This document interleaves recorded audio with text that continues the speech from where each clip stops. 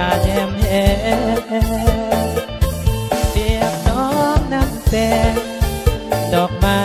หอมในบ้านป่าอาชีพหลักคือเก็บนาอยากมาสวยเด่นเย็นยามแรงเฮ็ดสวนปลูกพริกแดงมะเขือมากเล่นตามสองฟ้าปังจะเล่นที่ผูกพังสวนพักสวนยาอยากมาเข้าพรรษาใส่บาตรกับน้องไปเก็บมะกรูดแก้มห้องไปกับน้องนั่นคือสิโมโก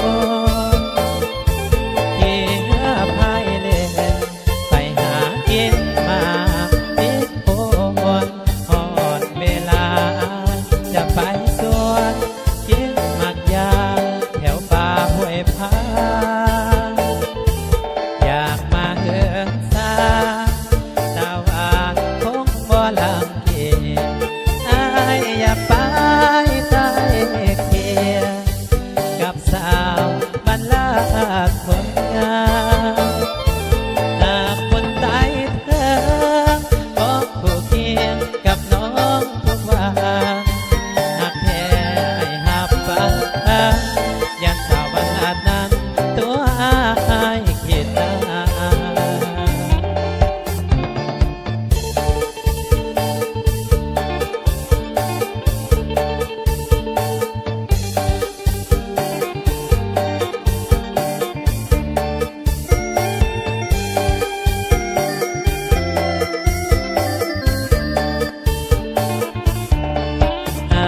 อยากมา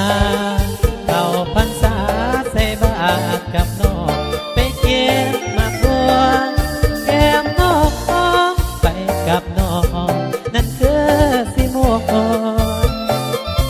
ขี่เรือพายเล่นไปหากินมาที่โคนหอดเวลาจะไปสวนกินหมากยางแถวป่าห้วยพา